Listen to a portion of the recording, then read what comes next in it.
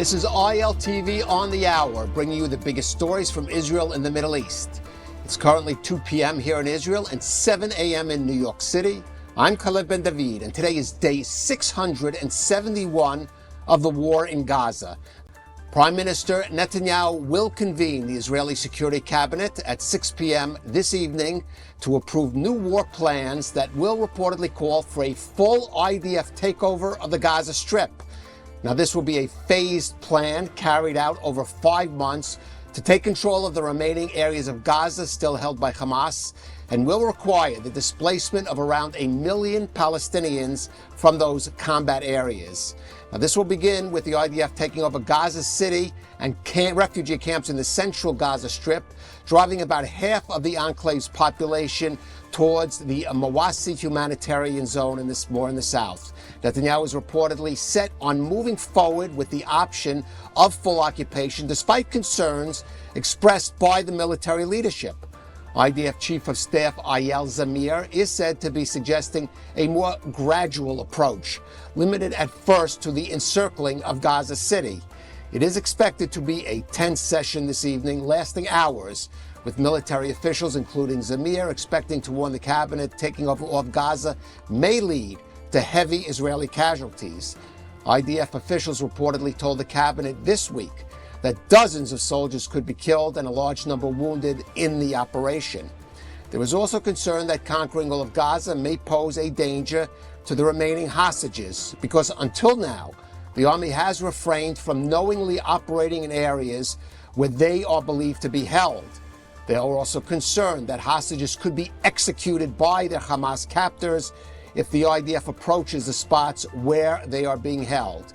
Now, ahead of the meeting with the cabinet, Prime Minister Netanyahu met with opposition leader Yair Lapid to brief the Yesh Atid party head on the Gaza war plans. Former Prime Minister Lapid had this to say.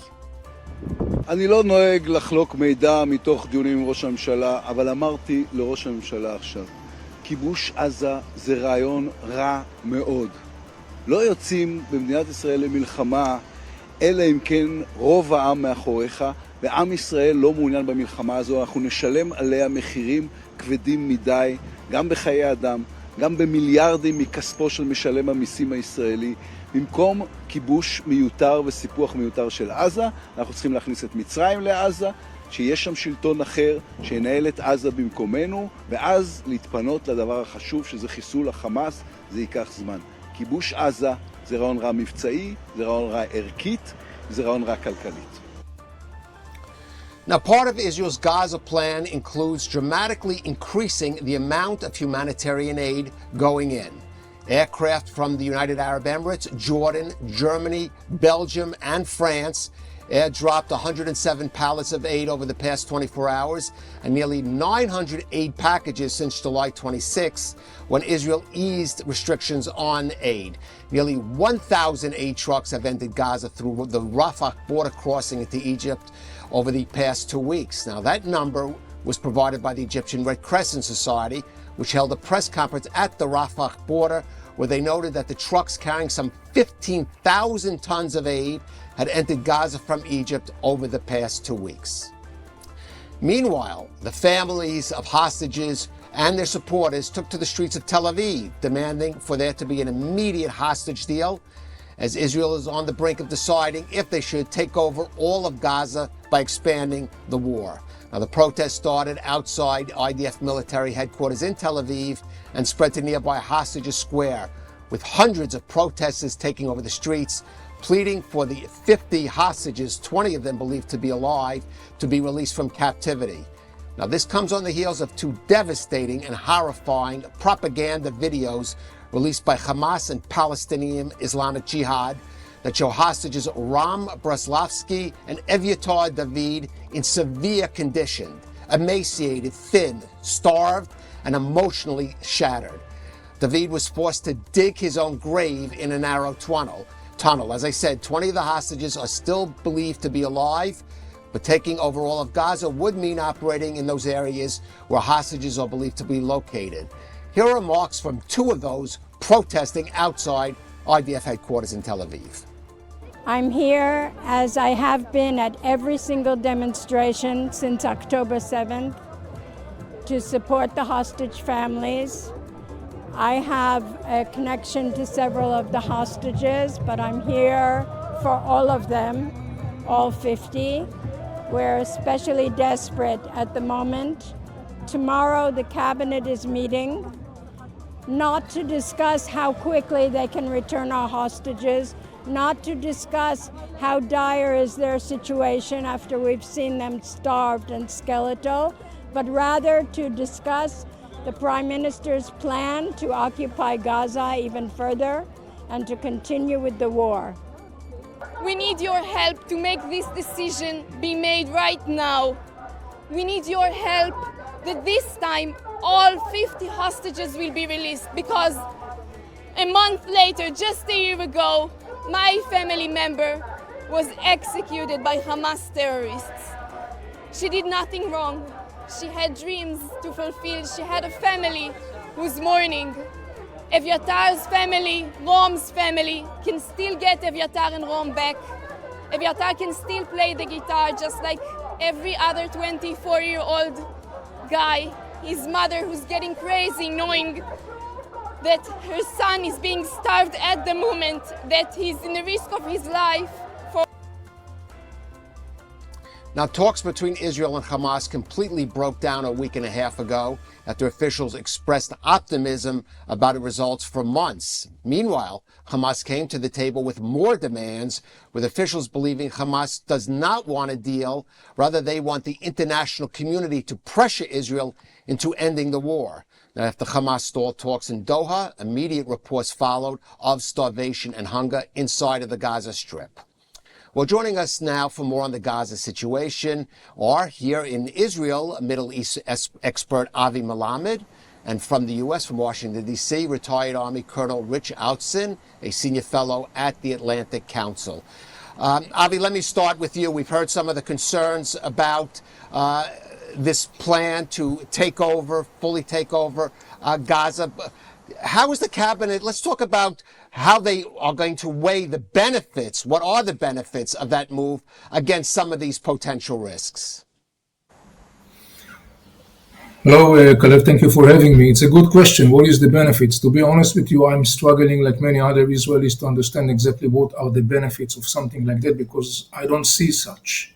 From every possible perspective that I'm looking at that step, I think that step is not going to provide Israel with any benefits.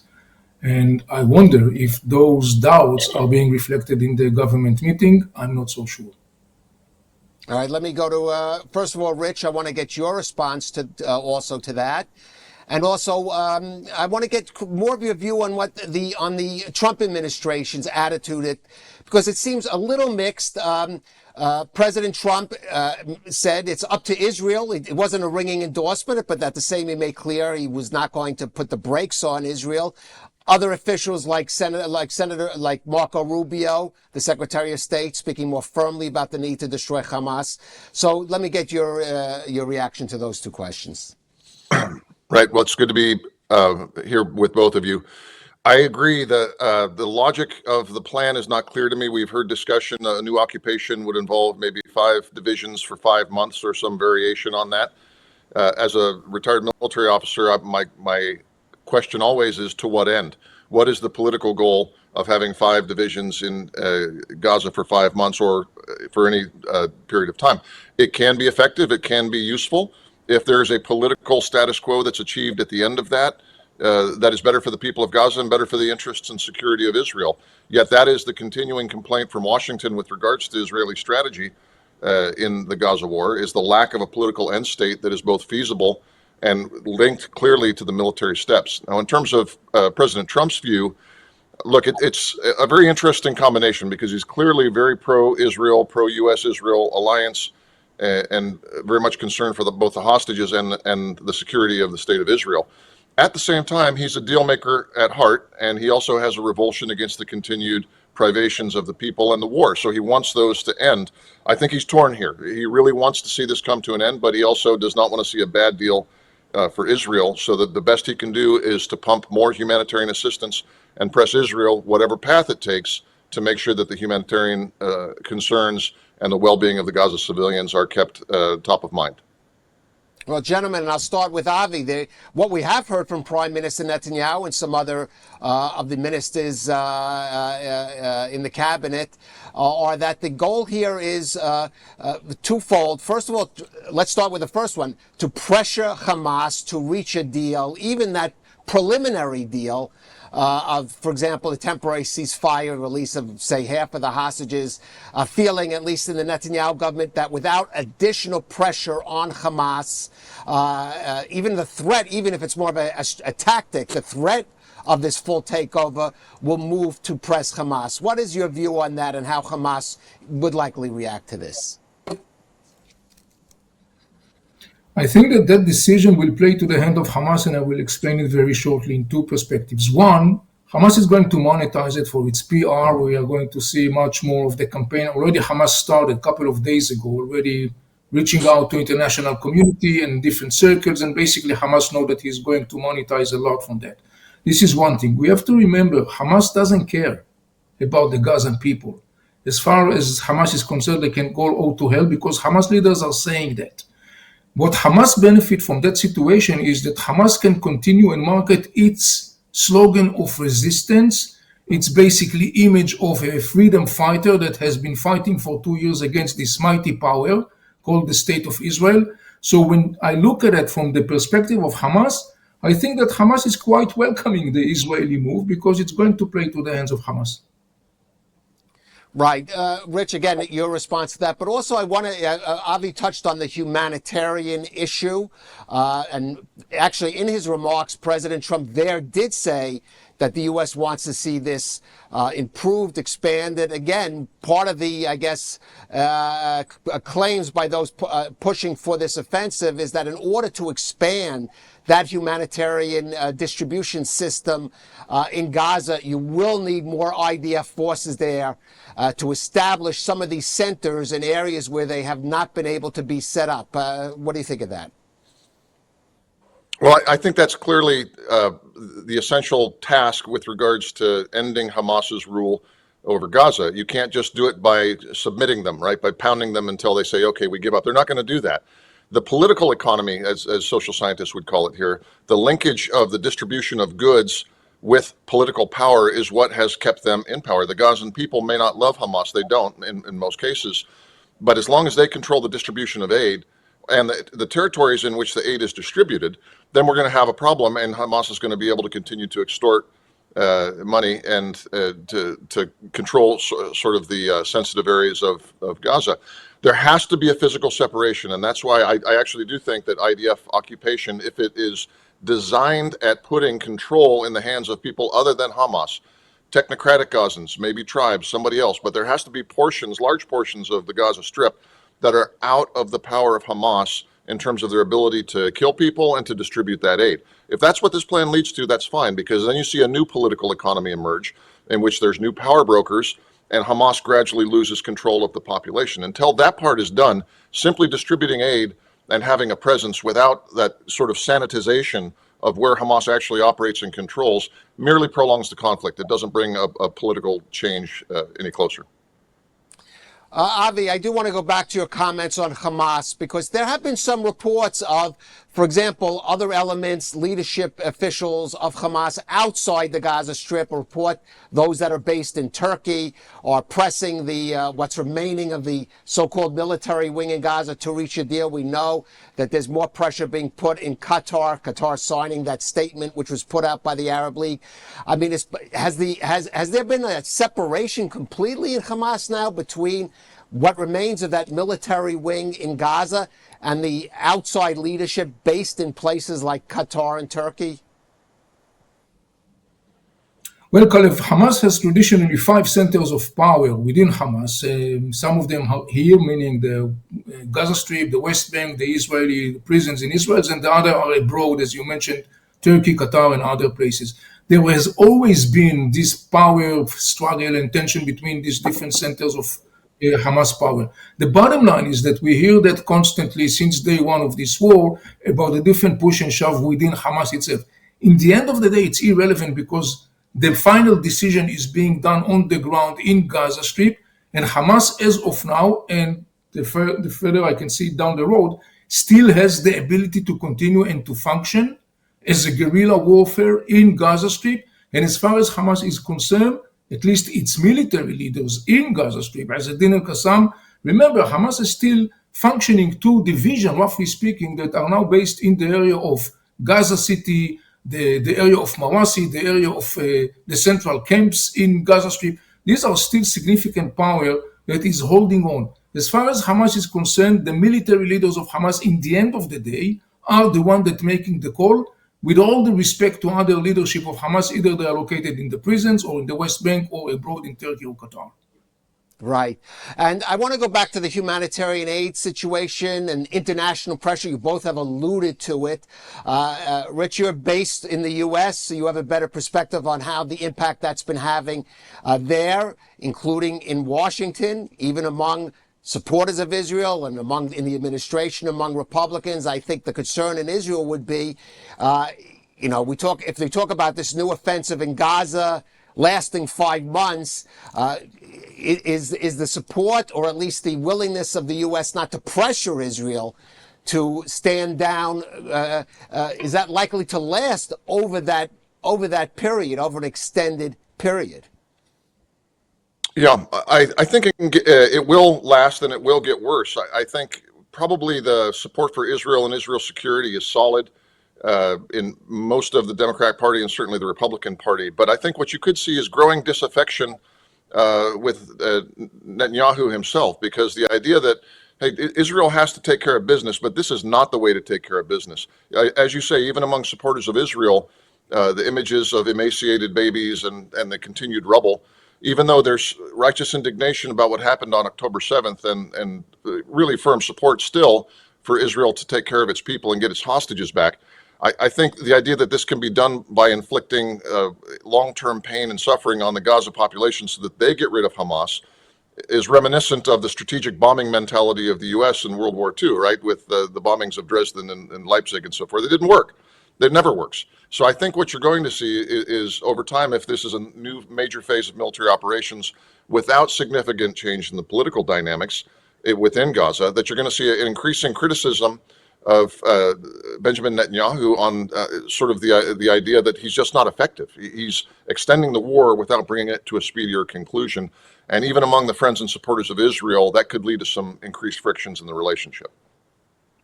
Avi, you both have talked about the sort of political dimensions, and you mentioned specifically getting Arab countries involved, Egypt itself. We have seen some shift in the Egyptian position in recent weeks, opening the Rafah crossing, something they've been hesitant to do, expanding the amount of aid going in. But what would it take for the Egyptians really to take, as you say, a more proactive role here? I mean, some of the Arab countries have talked about the government committing itself to a Palestinian state. We know this Israeli government, this current one, is certainly not going to do it, and I'm not sure the next one would do it either. So at what point would it be possible, perhaps outside pressure from the U.S., Egypt is the second largest recipient of U.S. aid after Israel, on countries like, for example, Egypt, even the Emirates perhaps, and of course there's Qatar, to be involved more in settling, in creating some kind of alternative political framework to Hamas in Gaza? Well, Kalev, recently Hamas has openly, overtly, basically started in a campaign inciting people in Jordan and Egypt. Actually, Hamas recently made a statement addressing the Egyptian army to basically take steps, roughly speaking. That has been translated in the minds of the Egyptian government and the president as almost an open call of Hamas for the people in Egypt to rebel against the regime in Egypt. And obviously you can understand it's very concerning as far as Egypt is involved. Why do I say that? Because it's very likely to expect that if there is going to be an increasing and deepening Israeli military move in the shape of this occupying Gaza, or whatever the name is going to be titled with, what we'll see is inevitably the increasing challenges in Gaza Strip, the dire situation. We have to remember the Arab world is exposed daily to these scenes coming from Gaza Strip, whether they are staged or not, it's totally irrelevant. And so the meaning of that is that there is going to be an increasing pressure also on those regimes, and particularly if we are talking about Egypt. Now, it could reverse back, or it kind of like could boomerang, sort of speaking, in the sense that it will result in an increasing pressure of the United States on Netanyahu's government to move towards conclusion of that thing and not to let it linger forever and ever. So we may witness an interesting process where, as an outcome of a dynamic of deterioration on the ground with an Israeli deepening military action on the ground, we may witness simultaneously or parallel to that growing pressure within, for example, you mentioned Egypt, which is of course very significant, and that could in its turn result in a situation where the American administration will have to step in much more robustly and basically says to Netanyahu, you should move towards concluding this thing one way or another, because lingering that situation is basically a recipe for an increasing turbulence, not only in the context of Gaza, but regionally as well. Well, let's go talk about the administration's role. Rich, it seems like a long time ago, but there was a time President Trump was basically talking about the U.S. taking almost a leadership role in Gaza, even it's making it some kind of, I don't know how you would call it, a U.S. protectorate or something. I mean, we don't hear that much talk often, but at the same time, we do see the U.S. Through the GHS, Gaza Humanitarian Funding, U.S. Taking a more and more active role in Gaza. We just saw Steve Witkoff making his first visit down there at those centers. So where does that stand now? Is that still a viability at some point? Or is that gone? Is that basically that idea has been gone with the wind? Yeah, well, so part of the art of the deal for President Trump and his longstanding approach to problems is reframing the problem. And for a long, long time, Gaza has been seen as insolvable because of the dynamics of Hamas control and sort of the bitter animosity towards Israel in Hamas, among the Hamas leadership, their uncompromising stand, but also just the security dynamics. So I think President Trump, when he was talking about Riviera on the Mediterranean and so forth, was really trying to reframe the problem set and say that some sort of compromise solution, hopefully in a post-Hamas scenario, where some kind of technocratic government is there, could actually lead to good economic outcomes for the people of Gaza, as well as peace in general for Israel and the Palestinians in Gaza. So I don't think that he ever had a specific proposal tied to that. What he was trying to do was indicate negotiations rather than war are the way to go, because there are creative permutations that could be pursued. I think that logic is still there. As for the Gaza Humanitarian Foundation, look, very shortly after October 7th, there were several moves afoot in the United States to develop something like this, because the idea, and we've lived through this in Iraq, and we've lived through this in Afghanistan. Once an outside power, and that's what Israel is in Gaza, and we were in Iraq and in Afghanistan, once you try to change the government or to change the political dynamics of a country, it is absolutely essential not to be seen as the oppressor of the people.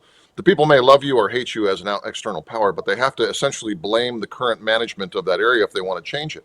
You simply can't do that through imposing pain on the people, right? There has to be some better alternative. And that's why this movement that's actually now over 2 years old, to increase the flow of humanitarian aid, but also to divorce it from Hamas's control. Right. That, in the American view, is the key to victory. And I think that's essential. That's when Secretary Rubio talks about aid, when we talk about that with allies as well. That is, whatever the military strategy, it will fail if it does not have the proper humanitarian dimension, because in Gaza, the humanitarian is political.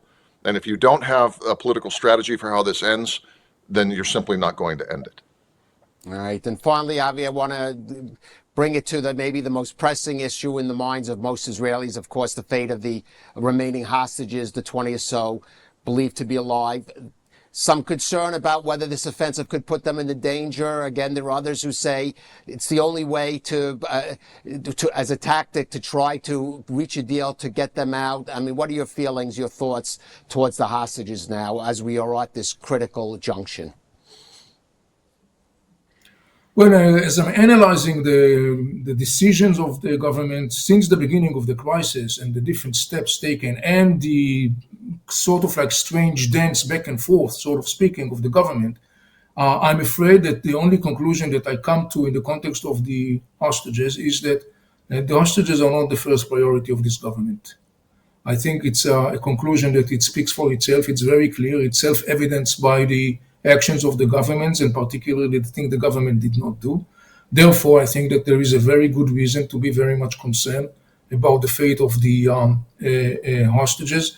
This concern is clearly reflected by the military, by the chief of staff to the government. Nevertheless, it seems like that the government is insisting to continue its line, and according to that line, to the best of my reading, against self-evidence, it's very clear that unfortunately the hostages are not the first priority. Rich, I have 30 seconds if you have anything to add to that. No, I think it's an important act of conscience, the continued protests to keep the hostages top of mind. I lived in Israel for 4 years while I was with the U.S. government, and I know how deeply these issues are felt in Israel. It's a small country. At the end of the day, it is family. Everybody has connections to those folks, and I am very impressed that people have not simply thrown up their arms at that, and I hope that the government and security cabinet are listening to that. All right, Rich Outzen, Avi Melamed, thank you for joining us. Thank you for having us. Bye-bye. Now, as the IDF gears up for the Gaza offensive, its first regular company of new Ultra-Orthodox Hashmonaim Brigade has completed its 7 months of combat training.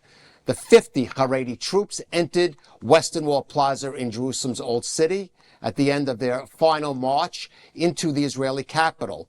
Soldiers entering the plaza blew shofars and prayed together with their families and officers. The march started in the hills of Jerusalem. This follows months of intensive training. The Hashmonaim Brigade is the IDF's first fully Haredi unit, structured in a way that will allow troops to serve without compromises to their religious way of life.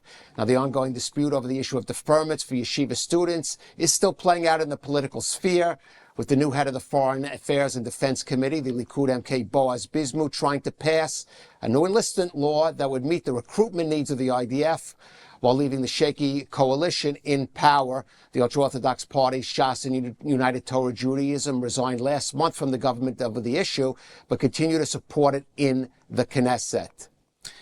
Well, let's turn now to economic news. New U.S. tariffs that cover most of the globe kick in today, and that includes a 15% levy on Israeli goods. President Trump has pushed for the tariffs, arguing they will counter unfair trade practices by other countries and encourage manufacturing in the U.S. Talks between Israeli and U.S. officials have taken place in recent months in a bid to reduce the rate to a baseline of 10%, but there was no agreement from Washington. Now, the 15% rate is below the 17% that was initially announced by Trump, before Trump put a 90-day freeze on the tariffs in a bid to negotiate better trade deals for the U.S. The impact on Israeli tech exports is expected to be limited because the tariffs do not apply to export services, but physical goods, mainly machinery and industrial equipment, will be affected. Now, the U.S. imported $22.2 billion worth of goods from services from Israel last year. That's $7.4 billion more than it exported to Israel.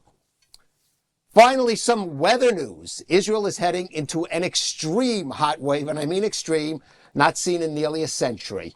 Beginning tomorrow, Israel is set to enter an intense and prolonged heat wave, with the peak forecast for Saturday and Sunday, with temperatures in the Jordan Valley expected to reach 48 degrees centigrade or 118 degrees Fahrenheit.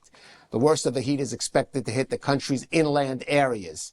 Meteorologists say that Jerusalem could see temperatures of up to 40 degrees centigrade or 104 degrees Fahrenheit. Now, along the coast, it will not be quite as hot with some sea breezes coming in, but the combination of high humidity and heat will make for extremely uncomfortable conditions across the coastal plain and lowlands. So if you're living here, make sure your air conditioning or fans are working, and please drink plenty of water. Hydrate.